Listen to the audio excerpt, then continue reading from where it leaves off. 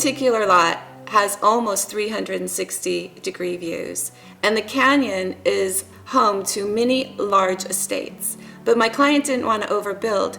He decided to put a very beautiful one-story footprint on the land. Imagine if we actually built less, but we enjoyed our outdoors more. This project is going to be one of those projects that is going to show you how living within your means, building within the environment envelope, and using the outside to grow nature is going to invite all of our species back and help environments come back. Sustainable building practices and designing for the environment, along with using clean energy, is a way that we can save our environment and therefore our species. It is so fun to be part of the growing industry in the way of watching success happen. For example, my client here actually started designing his home when he was in high school, and now he's 70. Today's standards in California require all new construction to have solar. This is so exciting because solar can literally take you off of the grid. We will be installing R19 insulation in the roof rafters, and just below that in the ceiling area, we'll be putting R38 insulation. And in the 2x6 studs, we put R21 insulation. This is much more insulation than the current codes require. He chose this lot particularly because it has south-facing views, knowing that in the winter he'd have a lot of solar gain warming up his home. And I designed the home narrower east and west so that we would have fewer windows on the exterior elevations. This allows less solar gain in the very hot summers. One of the most important questions before designing a home, or any building actually, is deciding on its size. Because if you want to design sustainably, you do need to consider the size. So I want to ask my client why he chose the size he did, and I look forward to sharing his answer with you in our next episode.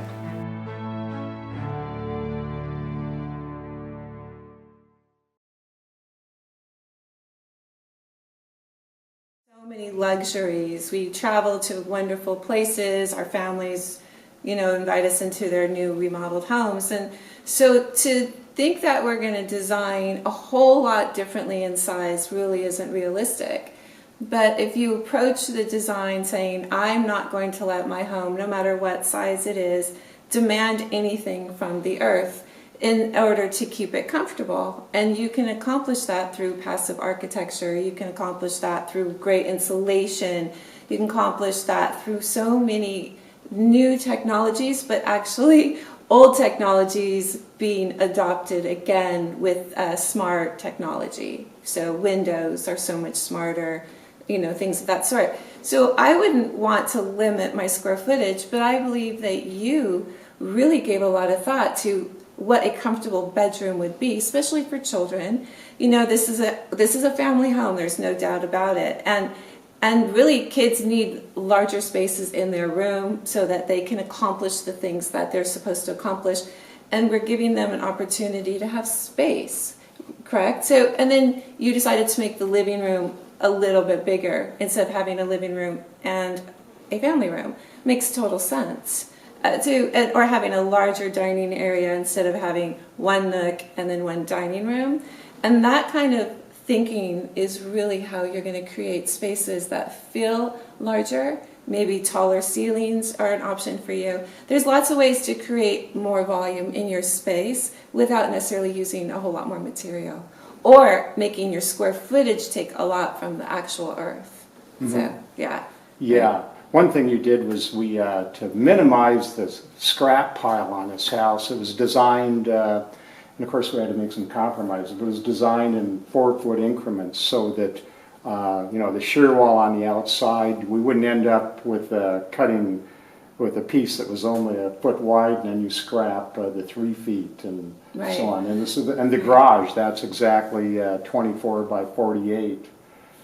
So that there was no scrap there. Most of the scrap wood scrap came from cutting the excess rafters off the trusses. The trusses, right. They make it a little longer, correct. And we could have put the whole wood pile in a pickup truck.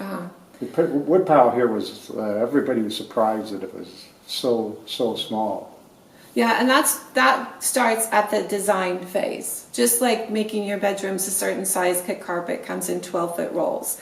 Really understanding how materials are delivered so that you're designing the spaces so you don't have any waste. And the way that the market is escalating, how prices are skyrocketing, this makes total sense. No matter if you're trying to save the environment or not, you really are trying to save a lot of materials. Of course, then in turn, that just puts a lot less demand on our earth. Mm-hmm. But for all reasons, economic reasons, and for the environment, definitely laying all that out in the design phase makes all the sense. Makes it so in the field, we don't have any waste. We can pridefully know that our imprint was very small in comparison. Yeah. Yeah, I guess there are two phases of sustainability for house building. One is the construction phase, and the other one is the living phase. I was amazed at how much wood this house took to build. I mean, I walked through and I'd see all the 2x6s and all the wood in this house. It's incredible. And this week we just got in the drywall for the house, and it took us big flatbed semi. It was like 40,000 pounds of drywall. 40,000 pounds. Yeah, the stacks of drywall. How many pounds all is one sheet? I don't know. Yeah, but it's heavy. I'm not sure. I'm not sure either. It's heavy, which is a whole nother, insulation. You don't want to have a lot of cuts. You don't want to have, no matter how clean your mechanical system is. I always tell clients to put an air purifier in all the bedrooms, because all these materials are now coming into your space. So that after, you really want to make sure your air quality is really good as well. So it's a good point about all the drywall on all the other materials, but you are actually going to be finishing the walls with a special kind of plaster. Yeah. Which we can discuss when you do that. Yeah, it's there's basically lime plaster, and it has certain benefits for air quality that you can cover in another. Your rain gardens will help with water purification as well as inviting the ecosystem, and in fact keeps the land cooler. Mm-hmm. I would love to stay away from concrete as much as possible. The more concrete itself is fine, but we have such volumes of it that amount of it actually isn't healthy. It's keeping things really warm under the earth. Like our house already has a concrete slab, or even if it's a raised foundation. So we've taken that cooling area away from the earth to be able to do that. So our landscape should be as natural for our biodiversity as possible. So I look forward to sharing that and building that with you. Yeah, I had synthetic grass in my last house, and I really like that. I don't know if we'll have any synthetic grass here, but certainly not any real grass. Right. No sprinkler system here. I think everything has an advantage or disadvantage. The synthetic is really too warm to play on, but it looks good. It's easy to wash. But you wouldn't want it in large amounts because it's another thing from keeping the earth from doing what it naturally does. And then sod, of course, at least lets there be some airflow, but reality is sod is not chemically the best thing for our environment. But really just letting rain gardens, which is lots of stone, lots of gravel, lots of native plants, native grasses, let that be majority of the yard. And then where you need the kids to throw the ball, that can be the grass. And then of course pavers or other kind of gravels for your driveway. Congratulations! You've made it this far. Yeah, and it wasn't easy either. It's not an easy, no. Contractors I haven't had a single complaint about a contractor. They've all been great. They've all extended a hand to, to help out, to make the job easy for me. Everybody's been very, all worked hard and not taking days off, etc. But the city has been the thorn in my side as far as, and all the crazy regulations that you have. A very popular, I hope not just trend, but putting a workshop, garage, an area where you can create.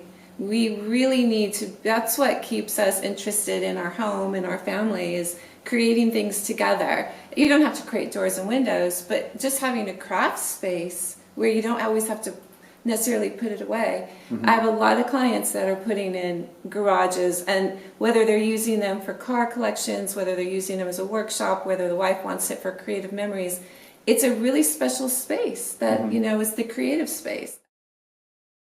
I chose Deanne Dalton for this project as the designer because she was the one designer who really emphasized the sustainability and the environmental concerns and having a really efficient house. You know, I've never had a house that I was really satisfied that wasn't leaky or didn't have enough insulation, and I want a house that requires minimal air conditioning, minimal heating, and being gentle on the environment.